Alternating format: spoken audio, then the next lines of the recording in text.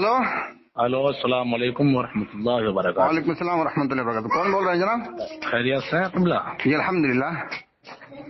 और आपकी तबीयत वगैरह ठीक ठाक है? जी अल्लाह और रसूल का फजल करम अहले बैत की इनायत है। कौन बोल रहे हैं जनाब? जी मैं मुजस्सम रजा बोल रहा हूँ इंदौर से। मुजस्सम रजा? जी इंदौर से बोल रहा हूँ। जी जनाब फरमाएं। तो ऐसे ही ये आपके वीडियो वगैरह सुन रहे थे, माशाल्लाह बड़ा अच्छा लगा। माशाअल्लाह माशाअल्लाह। जो है आपके तो जलवे हैं अभी हिंदुस्तान में जो है। बस अल्लाह तबारक व तआला का फजल करम अहले बैत की इनायत है। जी अल्लाह की दी हुई तौफीक से काम कर रहे हैं। जी जी जी। बस अगर अहले बैत की दुआ इनायत ना हो तो फिर क्या, अहले बैत का साया ना हो तो फिर क्या है। बिल्कुल बिल्कुल बेशक सही फरमा रहे हैं आप। वो जिंदगी ही तबाह है। जी जनाब। अगर अहले बैत का करम, सरकार की इनायत, सरकार का फजल व एहसान ना हो। बेशक बेशक सही फरमाया आपने, सही फरमाया। जी। और सुनवाइए, क्या खिदमत कर सकते हैं हम आपकी? खिदमत क्या, बस इसीलिए कॉल किया था हजरत से, हाल समाचार ले लिया जाए, खबर खैरियत वगैरह जो है। माशाअल्लाह माशाअल्लाह। हम आपके एहसान मंद शुक्रगुजार हैं जनाब। जैसे मैं बिहार का रहने वाला हूँ। अच्छा अच्छा अच्छा। जी प्रॉपर बिहार के रहने वाले हैं? इंदौर में? बिहार का। इंदौर में पढ़ाता हूँ मैं। माशाअल्लाह माशाअल्लाह। क्या पढ़ाते हैं हजरत?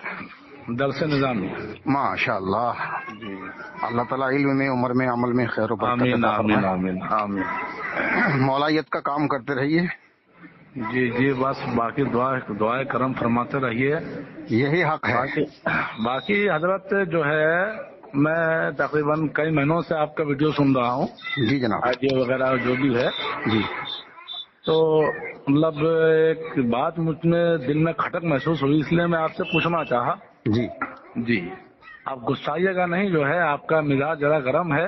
नहीं हजरत, वो मुनाफिकों के लिए है जो बदकलामी बदतमीजी करते हैं। मैं आपको शांति से मैं आपसे बात कर रहा हूँ, जो है कुछ वक्त हमें दीजिए आप। जी जी फरमाए जनाब फरमाए। बड़ी मेहरबानी होगी। जी। तो मतलब जो है कई वीडियो में आइडियो में सुना मैंने आपकी ये बातें जी कि मुझे किसी टॉपिक पर बहस नहीं है मेरी। जी जी। बात यह है कि दरअसल जो है ये किताबें जो है सियाह सित्ता की, जी बुखारी, मुस्लिम, तिरमिज़ी शरीफ वगैरह सब, इब्ने माजा वगैरह जो भी है। जी जी। तो आपका एक उसमें जुमला सुना कि मतलब ये सारी किताब बकवास है या ये है वो है, मतलब झूठे हैं वो है। जी अच्छा। जी। तो मेरा कहने का मतलब ये है, जो ये किताबें झूठे हैं तो मतलब जो हदीस हम लोग अगर बयान करते हैं तो भी ये हदीस हमको कहाँ से मिली? आपकी बात पूरी हुई हुजूर? जी जी। देखिए, स्याहे सित्ता को मानना, जी, चाहे सित्ता हो या और दिगर हदीस की किताबें हों, मोतबर यही 6 मानी जाती हैं। जी जी, मोतबर यही 6 किताब मानी जाती इसका है। मतलब है कि कौले रसूल को मानना नहीं है, ये उन हस्तियों को मानना है, शख्सियतों को मानना है कि जिन्होंने ये किताबें मुरत्तब की हैं। जी। क्योंकि रसूल की जो भी हदीस है वो हमारे सर का ताज है। जी और उसका मेयार परखने का ये है कि जो हदीस कुरान के मुताबिक हो, जिस रिवायत की तस्दीक और तायीद, मवाफकत और मुताबकत कुरान से हो जाए, जी वो हदीस हमारे लिए काबिल कबूल है। जी और हुजूर सल्लल्लाहु अलैहि वसल्लम की भी हदीस यही है कि मेरा कौल अक्ल और कुरान पे परखो, अगर दोनों के मुताबिक है तो कबूल कर लो वरना दीवार पे मार दो। जी। तो इस हदीस के मुताबिक जो भी हदीस कोई आती है तो हम उसको अक्ल और कुरान के मेयार पे परखते हैं। अगर कुरान और अक्ल के मेयार पर खरी उतरती है तो आमन्ना सद्दकना, और अगर कुरान और अक्ल के मेयार पर पूरी नहीं उतरती तो हम उसको नहीं मानते। बात वो नहीं है हजरत, बात ये है जैसे बुखारी, मुस्लिम वगैरह में कई हजार अहादीस करीमा है। जी जी। तो कहने का मतलब ये है, जब पूरी किताब को ही मतलब जो है बिल्कुल बर्खास्त कर देना, जो है कि मतलब ये किताब ही झूठी है। नहीं, उन किताबों को हम बर्खास्त नहीं करते, नहीं उनको पूरी को रद्द करते हैं। जी। हमारा कहने का मतलब ये है कि जितनी भी अहादीस करीमा है, चाहे वो सियाह सित्ता की हो या इसके अलावा हो, जी, क्योंकि दार कुतनी भी हदीस की किताब है, ये दार कुतनी है, मिशकात शरीफ वगैरह है, ये सब भी हदीस की मिशकात किताबें हैं। 6 से ही बनी है। हाँ। और मुस्नद अहमद है, मुस्नद अहमद है, मुसन्नफ इब्न शैबा है, جی جی تو یہ بھی تو احادیث کی کتابیں ہیں نا. جی جی تو ان کو سیاہ ستہ میں لوگ شامل نہیں کرتے. جی. تو جب ان میں احادیث سے کریمہ ہیں تو ان کو بھی سیاہ ستہ میں شامل کرو. سیاہ ستہ کو منوانا اس بات کی اہمیت ہے اور علامت ہے کہ لوگ ان شخصیتوں کو منوانا چاہتے ہیں. حالانکہ کوئی ایسا جبرن تو نہیں کہتا ہے کہ آپ سیاہ ستہ کو مانیے اور دار قطنی کو مت مانیے یا وہ اصل میں تو کہ آپ سیاہ ستہ کو نہیں مانتے. ایسا کچھ نہیں ہے. تو مولانا مجسم رضا ہم جو ہے جی بخاری اور مسلم کو مشکوک اور مخلوط مانتے ہیں. ساری کا اقرار بھی نہیں کرتے اور ساری کا انکار بھی نہیں کرتے. یہ تو بیچ والی بات ہو گئی حضرت. ہاں جو حدیث صحیح ہیں ان کو ہم مانتے ہیں. مطلب آدھی کو ماننا آدھی کو نہ ماننا. جی ہاں جی ہاں جی. یہ تو مطلب الگ تھلگ والی بات ہو گئی. ہاں بالکل ایک دم ہماری باتیں جو بالکل ایک دم الگ تھلگ ہیں. اس کی وجہ یہ ہے کہ بخاری اور مسلم میں کچھ روایتیں ایسی ہیں جن سے اللہ کی شان میں، رسول اللہ کی شان میں، اہل بیت کی شان میں، ازواج نبی کی شان میں، خود صحابہ کی شان میں گستاخی ہوتی ہے. کوئی انسان ہے حضرت جی کوئی انسان ہے کئی برسوں تک نیکی پہ نیکی کرتا ہے، لیکن وہ انسان اچانک جو ہے ایسا کام کر جاتا ہے جس سے گمراہیت یا کفر کا فتویٰ لگ جاتا ہے یا کفر اس پر صادر ہو جاتا ہے. جی. یا کوئی ایسا انسان ہے جو بہت دنوں تک گناہ کرتا رہا ہے لیکن ایک دن توبہ کرتا ہے تو وہ انسان پاک و صاف ہو جاتا ہے. جی. اور وہ ایک انسان ایسا ہے جو بہت دنوں تک نیکی کرتا ہے اور اچانک سے ایسا کام کرتا ہے کہ اس پر کفر صادر ہو جاتا ہے تو اس کی ساری نیکیاں تباہ و برباد ہو جاتی ہے. وہ اللہ کے نزدیک، ہاں اللہ کے نزدیک اگر وہ کافر ہے تو پھر اس کے اعمال ہفت ہو جاتے ہیں. جیسے واقعتاً اس نے اگر کوئی ایسا کام کیا جس پر کفر صادر ہوتا ہے، جیسے بہت دنوں تک وہ انسان نیکی کرتا رہا، اچھے کام کرتا رہا، ایمان اسلام کے ساتھ چلتا رہا، لیکن اچانک سے اس کے قدم ڈگمگا گئے. دیکھیے جناب مطلب اس کا فیصلہ اللہ کرتا ہے کہ کس کا خاتمہ ایمان پر ہوگا کس کا نہیں ہوگا. ظاہر سی بات ہے اللہ کرتا ہے. تو اصل میں اصل جو معیار ہے وہ ایمان پہ خاتمہ ہونے کا ہے. جی لیکن بالخیر جس کا ہوا وہ بہت اچھا ہے. جی جس کا ہوا وہ کہہ سکتے ہیں کس کا ایمان خاتمہ اللہ اور رسول بہتر جانتے ہیں. جی نہ کس کی موت ایمان پر ہوئی یا نہیں ہوئی ہو تو اللہ ہی بہتر جانتا ہے. بے شک بے شک اللہ تبارک و تعالیٰ نے اور اس کے رسول نے جو قانون بنا دی ہیں یا علامتیں بتا دی ہیں اس کے مطابق انسان تھوڑا اندازہ لگا سکتا ہے. میرا کہنے کا مطلب یہی ہے حضرت، جیسے آخر بخاری کو آپ مانتے بھی نہیں مانتے ہیں، مطلب یہ سمجھ نہیں آ رہا ہے. ہاں یہ تو نا جو صحیح حدیثیں ہیں ہم ان کو مانتے ہیں اور جو غلط روایتیں ہیں ان کو نہیں مانتے. مثال کے طور پر فار ایگزامپل کہ اللہ تبارک و تعالیٰ اپنا پاؤں جہنم میں ڈالے گا. جی یہ روایت بخاری میں موجود ہے، پڑھی آپ نے؟ اب وہ پوری حدیث آپ کو پڑھنا ہوگا کیا ہے. نہیں حضرت پوری حدیث نہیں، میں نے پوری بخاری ایک بار نہیں کئی بار پڑھی ہے. جی آپ کے بارے میں تو خیر پتا ہے کہ آپ نے بہت تحقیقات کی ہیں، بہت محنت کی ہے آپ نے ماشاء اللہ جو ہے. جی یہ آپ کے بارے میں پتا ہے اور خوشی بھی ہوتی ہے کہ ایسے محنت کرنے والے لوگ ہماری جماعت میں موجود ہیں ماشاء اللہ. جی لیکن بات سمجھنے والی یہ نہیں ہے کہ آخر مطلب ایک حدیث کو ماننا، ایک حدیث سے بالکل مطلب کنارہ کشی اختیار کر لینا، یہ مطلب کیسا؟ نہیں حضرت میں نے آپ کو بتایا ہم نہ تو انکار کرتے ہیں ساری کا نہ اقرار کرتے ہیں، صرف صحیح حدیث جو قرآن کے مطابق ہوتی ہے اسی کو ہم مانتے ہیں. اب میں نے جیسے کہ بتایا آپ کو قرآن اس میں بخاری میں ہے اور مسلم میں بھی ہے کہ اللہ تبارک و تعالیٰ اپنا پاؤں جہنم میں ڈالے گا. جی تو آپ کے مطابق یہ حدیث صحیح ہے یا غلط ہے؟ مطلب یہ بالکل ایسا کہنا تو کہ اللہ تعالیٰ اپنا پاؤں جہنم میں ڈالے گا، یہ تو مطلب سمجھنے والی بات نہیں ہے، یہ تو سمجھ میں آنے والی بات نہیں ہے. دیکھیے حضرت اس میں 3 طرح سے اللہ کی شان میں گستاخی ہے، توہین ہے. نمبر 1 تو اللہ تبارک و تعالیٰ کا جسم و جسمانیت ثابت کر دیا، جسم ہوگا تبھی تو پاؤں ہوگا. جی دوسری بات یہ اللہ تبارک و تعالیٰ کو محدود کر دیا، جہنم بڑا ہو گیا اور اللہ کا پاؤں چھوٹا ہو گیا تبھی تو اس میں داخل ہوگا پاؤں. جیسے قرآن پاک بھی ہے تو اس کا کئی لوگوں نے ترجمہ کیا ہے. جی لیکن کئی لوگوں کا طریقہ الگ الگ ہے، کچھ لوگوں کا طریقہ الگ ہے، کچھ لوگوں کا طریقہ الگ ہے. اب جیسے قرآن کا ترجمہ آپ پڑھیے گا، جیسے اعلیٰ حضرت امام رضا خان کا ترجمہ ہے، جیسے بسم اللہ الرحمن الرحیم جو شروع میں لکھا ہوا آتا ہے قرآن پاک میں، تو اس میں لکھا ہوا ہے کہ اللہ کے نام سے شروع جو نہایت مہربان رحم والا، اور یہی حقیقتاً ترجمہ بھی ہے جی لیکن اشرف علی تھانوی کا ترجمہ ہے وہ شروع اللہ کے نام سے. جی جی تو ان دونوں ترجمہ کے درمیان کچھ فرق ہے یا نہیں؟ کچھ نہیں فرق حضرت. نہیں بہت فرق ہے حضرت. کیا فرق ہے بتائیے؟ اللہ کے نام سے شروع اور شروع بسم کرتے ہیں اللہ کے نام بسم سے. اللہ جب آپ پڑھیں گے بسم اللہ جی تو آپ شروع تو اسم سے کر رہے ہیں نہ کہ اللہ سے کر رہے ہیں. نہیں اس میں سے کر رہے ہیں مگر اس کا بس ترکیب بھی تو دیکھنی پڑے گی نا حضرت. آپ کوئی سی بھی ترکیب نکال لیں صرف اور نحو میں ہاں. لیکن جب آپ بسم اللہ پڑھیں گے تو لفظ اللہ پہلے نہیں کہیں گے, لفظ حرف جار سے شروع کریں گے. اب تو وہ جب لفظی ترجمہ کرنا یا پھر اصل عربی متن جب حضرت آپ اسم سے شروع کر رہے ہیں وہ پھر ٹھیک اگر ہے کسی دوسرے نے شروع سے لیکن بھی اگر کر دیا تو اس میں کوئی مذاق نہیں, لیکن اس میں کوئی جہاں- گناہ نہیں ہے, اس میں کوئی گمراہی نہیں ہے, اس میں کوئی کفر نہیں ہے. جیسے درس نظامی میں جو ہے طریقہ بھی ہوتا ہے, مطلب جیسے آپ کی بات بالکل صحیح ہے, ہم تسلیم کر رہے ہیں کہ احمد رضا خان نے اللہ سے شروع کیا, چلو ٹھیک ہے, لیکن اصل متن تو اللہ سے شروع نہیں ہے نا, وہ تو بسم اللہ سے ہے نا. بھلے سے نہیں, ہم اصل متن بات کی ہی بات ختم نہیں ہے. کر رہے ہیں, ہم بسم اللہ سے پڑھتے ہیں. جب اصل متن ہی اللہ سے شروع نہیں ہے تو اب کوئی بھی ترجمہ کرے, کوئی شروع اللہ کے نام سے کر دے, اللہ کے نام سے شروع کر دے, تو اس میں کوئی قباحت کوئی مذاکرہ نہیں ہے.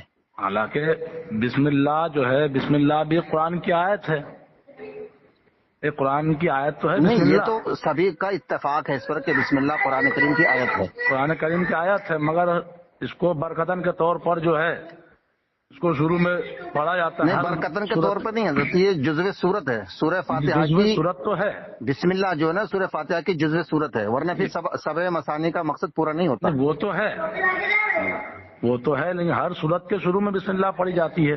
جی بالکل, بے شک پڑھی جاتی ہے جی. اور پڑھنی ہی چاہیے. جی پڑھنی ہی چاہیے. جی کیا مطلب انسان ترجمہ, جب دو انسان اگر الگ الگ ترجمہ کر سکتا ہے تو کیا بخاری کا ترجمہ کوئی الگ نہیں کر سکتا؟ بالکل الگ کر سکتا ہے حضرت. تو مجھے متن کا ترجمہ آپ کر کے دکھا دیجئے کہ ہاں اس روایت کا یہ مطلب, یہ مقصد, یہ مراد نہیں ہے. حالانکہ یہ حدیث میرے ذہن میں تو ابھی نہیں آ رہا ہے. ہاں تو پہلے آپ اس کو پڑھیے حضرت, اور آپ ہماری ویڈیو دیکھ لیجئے, اس میں ہم نے حوالہ دیا ہے کون سے باب میں ہے, کون سی جلد میں ہے, صفحہ نمبر کیا ہے اور حدیث نمبر کیا ہے. باقی یہ بات ہمیں سمجھ میں نہیں آ رہی ہے کہ مطلب ہم سمجھ میں حضرت آپ کو نہیں مانتے. مولوی صاحب سمجھ میں آپ کو اس لیے نہیں آ رہی ہے کہ آپ کو بچپن سے جو رٹایا گیا ہے نا وہ کچھ اور رٹایا گیا ہے کہ یہی حق ہے, یہی صحیح ہے. اور ہمیں بھی بچپن میں یہی بتایا گیا تھا, پڑھایا گیا تھا کہ قرآن کے بعد یہ ساری کتابیں صحیح مانی جاتی ہے, ان میں کوئی رد و بدل ترمیم نہیں ہو سکتی, جو ان میں کمی نکالے گا وہ گمراہ ہے. اور جو ہے نا اسلام میں تحقیق کرنا اور مطلب یہ کہ کلام کرنا, بحث و مباحثہ کرنا, یہ سب گمراہی کی طرف لے جاتے ہیں. تو ہمیں یہ باتیں بتا کے سب کو ڈرا دیا جاتا تھا. ایسا حالانکہ کچھ نہیں ہے, ایسا حالانکہ تو مطلب انسان اپنا تحقیق کر سکتا ہے, کیوں نہیں کر سکتا ہے. اب اچھا, جیسے کہ مطلب بخاری اور مسلم میں لکھا ہوا کہ حضور صلی اللہ علیہ وسلم باغ شوت میں گئے, وہاں ایک عورت لائی گئی, اس کے ساتھ حضور صلی اللہ علیہ وسلم نے بلاత్కాر کرنے کی کوشش کی, اور اس نے جو ہے نا اللہ کی پناہ چاہی کہ میں یا محمد میں تم سے اللہ کی پناہ چاہتی ہوں, تب رسول نے اس کو چھوڑا. تو یہ اللہ کے رسول کی شان میں گستاخی ہے کہ نہیں؟ لیکن اس کو کس طریقے سے حدیث میں بیان کیا گیا ہے, حدیث میں حضرت مجھے اچھی طرح سے معلوم ہے کس طریقے سے بیان کیا گیا ہے, اس لیے گستاخی ہوتی ہے. آج کل کچھ من گھڑت واقعے کتابوں میں چھاپے جاتے ہیں, کچھ من گھڑت بھی وہ حضرت چھوٹے چھوٹے مولوی کی چھوٹی چھوٹی کتابوں کی بات نہ کریں, میں بخاری اور مسلم کی بات کر رہا ہوں. ہاں. اب دوسری بات یہ ہے کہ حضور صلی اللہ علیہ وسلم کے بارے میں کہ حضرت موسیٰ سے میں افضل نہیں ہوں, لم یخیرونی, کہ مجھے موسیٰ سے افضل نہ کہو, اس لیے کہ جب میدان محشر قائم ہوگا تو سب سے پہلے میں اٹھوں گا. حضور فرماتے ہیں کہ میں دیکھوں گا کہ حضرت موسیٰ علیہ السلام عرش کا پایا پکڑے ہوئے ہیں, یا تو وہ بے ہوش ہی نہیں ہوئے یا پھر مجھ سے پہلے ہوش میں آ گئے, اس لیے میں ان سے بہتر نہیں ہوں. تو بخاری میں تو یہ بھی لکھا ہوا ہے کہ حضور صلی اللہ علیہ وسلم حضرت موسیٰ سے افضل نہیں ہیں. تو کیا آپ اس روایت کو مانو گے؟ بہت ساری احادیث کریمہ تو ہے اس میں. تو یہی تو میں بھی کہہ رہا ہوں حضرت, جو جملہ آپ نے کہا کہ بہت ساری احادیث کریمہ ہیں, ان کو احادیث تو کہہ نہیں سکتے, روایت جھوٹی روایت کہہ سکتے ہیں, موضوع روایت کہہ سکتے ہیں, کیونکہ حدیث تو وہ رسول نے فرمایا. وہ جو حدیث اس میں ہے بیان کیا گیا ہے, اس کا پوری حدیث پڑھیے گا, پوری حدیث اس کو کیا ہے نہیں ہے. حضرت سیاق اور سباق, جی, آگے سے اور پیچھے سے, جی, ایک بار نہیں کئی بار پڑھ کے سمجھ کے تب جا کے ہم نے بیان کیا ہے. ہمیں معلوم ہے کہ اگر ہم بیچ میں سے پڑھیں گے تو کوئی بھی ہمیں پکڑ سکتا ہے. اب جیسے مطلب جو ہے جیسے کچھ وہابیہ لوگ ہیں دیا بنا جو دارالندوا سے سب تعلق رکھنے والے لوگ ہیں، ندوہ سے تعلق رکھنے والے لوگ یا سعودی عربیہ سے ڈالر کے لکھنے والے لوگ، جی ان لوگوں نے تو مطلب ایسی سی کتابیں چھاپ ماری ہے جس سے تقویۃ الایمان تو بہت مشہور ہے. جی تقویۃ الایمان تو بہت مشہور ہے، آپ بھی جانتے ہیں، بچپن سے اس کا نام سنتے ہوں گے. جی کئی مناظرات ہوئے ہیں اس کے اوپر، جی. تاجر الناس وغیرہ سب کتابیں ہیں. تو ان لوگوں نے تو اب ان لوگوں نے رسول پاک کے اوپر کیچڑ اٹھا ڈالا معاذ اللہ رب حضرت العالمین. یہ چھوٹے چھوٹے گستاخ ہیں، چھوٹی چھوٹی کتابیں لکھی ہے، لیکن بخاری میں تو ان سے بڑی بڑی گستاخیاں ہیں. جو ان کا وہابی دیوبندی وغیرہ چکرالی جو ان کو اپنا پیشوا تسلیم کرتے ہیں، انہی لوگوں کی کتابیں ہیں سب تقویۃ الایمان وغیرہ. جو حضرت چھوٹے چھوٹے گستاخوں کی چھوٹی چھوٹی کتابیں ہیں، تو لیکن ان لوگوں نے تو مطلب رسول پاک کے اوپر صریح طور پر جو ہے ان لوگوں نے ایسا جملہ استعمال کیا کہ مطلب بولنا بھی زبان سے گوارا نہیں دیکھیے ہوتا. حضرت جو بھی گستاخ رسول ہے وہ کوئی بھی ہو، کہیں کا بھی ہو، کبھی کا بھی ہو، وہ کافر ہے. لیکن یہی ہے کہ مطلب جب بخاری کی آدھی حدیث صحیح ہے آدھی صحیح نہیں ہے، ہاں مطلب جی. چاہے کوئی بھی کتاب ہو حدیث کی. ہاں جیسے کہ آپ اس نے کو کہا نا کہ ہاں روایتیں تو اس میں ایسی ہیں، تو وہ جی. ایسی روایتوں کو میں نے جو ہے نا الگ کیا ہے، چھانٹا ہے، اس میں سے تلاش کیا ہے، مستثنا کیا ہے، الگ کیا ہے. تو اب ایسی جتنی بھی روایتیں ہیں جس سے کہ اللہ کے رسول کی شان میں، اللہ کی شان میں، صحابہ ازواج اہل بیت کی شان میں گستاخیاں ہوتی ہیں، ان سب کو میں نے ایک طرف نکال دیا ہے. پھر اس کے لکھنے والے جو بخاری کے لکھنے والے ہیں، بخاری کے مصنف ہیں، تو ان کو کیا کہیں گے آپ؟ اگر انہوں نے صرف اس نیت سے جمع کیے کہ جیسے ہمیں ملی ویسے ہم نے لکھ دیا، تب تو دیکھیے ان پر کوئی حکم نہیں لگتا. لیکن اگر انہوں نے خاص کر کے کہی کہ یہ حدیث صحیح ہے، اس کو مانو، تو پھر وہ بھی گستاخی رسول کے حکم میں آتے ہیں. تو حدیثیں تو خیر محدثین کے پاس جو حدیثیں آئی ہے انہوں نے لکھی ہے. اگر اس کو صحیح سمجھ کے انہوں نے لکھا ہے تو پھر گستاخی رسول کا حکم لگے گا ان پر بھی. اب کیا غلط ہے کیا صحیح ہے اللہ ہی بہتر جانتا ہے اس میں. نہیں، اللہ نے عقل دی ہے نا، قرآن دیا. حضور صلی اللہ علیہ وسلم نے ارشاد فرمایا نا، انی تاریکم فیکم مثقلین کتاب اللہ و عترۃ اہل بیتی، کہ میں قرآن اور اہل بیت چھوڑ کے جا رہا ہوں. رسول نے یہ نہیں کہا کہ میں حدیث اور صحابہ چھوڑ کے جا رہا ہوں. وہ تو بات ہمیں صحیح ہے. قرآن کو اور اہل بیت کو مضبوطی سے پکڑنا ہے، صحابہ کو حدیث کو ہمیں چھوڑ دینا ہے. اب جو اہل بیت اور قرآن کہیں گے اس پہ عمل کیجیے. لیکن صحابہ کو چھوڑنے سے پھر کیسے کیا چلے گا؟ نہیں، اللہ نے کہا تھوڑی ہے کہ صحابہ کو مانو. اللہ نے نہیں کہا ہے. نہ صحابہ کی محبت امت کے اوپر فرض ہے، اہل بیت کی محبت صحابہ پر بھی فرض ہے اور امت پر بھی فرض ہے. تو جن کی محبت فرض ہے ہم انہی کو مانیں گے. لیکن بات تو پھر یہاں ہے نا حضرت، کہاں پھر جو یہ اجماع امت ہے نا، اجماع تو حضرت گمراہی کو جو ہے نا چھپانے کے لیے ہوتا ہے. ایسا تو نہیں کہہ سکتے. نہیں ایسا ہی حضرت، ایسا نہیں کہہ سکتے. اجماع ہمیشہ جب بھی ہوا ہے وہ ہادی کی مخالفت میں ہوا ہے. ایسا نہیں کہہ سکتے ہیں کیونکہ قرآن میں دیکھیے قرآن میں فرشتوں کا اجماع ہے، تو وہ کس کے خلاف ہوا؟ آدم علیہ السلام کے. اور ثقیفہ میں جو اجماع ہوا تھا وہ مولا علی کے خلاف ہوا. اور نمرود نے جو اجماع کیا تھا وہ حضرت ابراہیم علیہ السلام کے خلاف کیا تھا.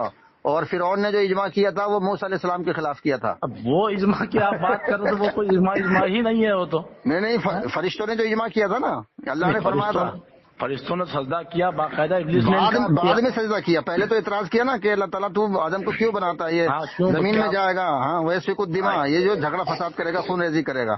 تو اللہ نے مشورہ تو لیا تھا سارے فرشتوں سے. تو وہ تو بات صحیح ہے، موجود ہے وہ تو. اللہ نے فرمایا نہیں عالم اللہ تعالیٰ، ان کے جو میں جانتے وہ تم نہیں جانتے. تو فرشتے مجبور ہو گئے.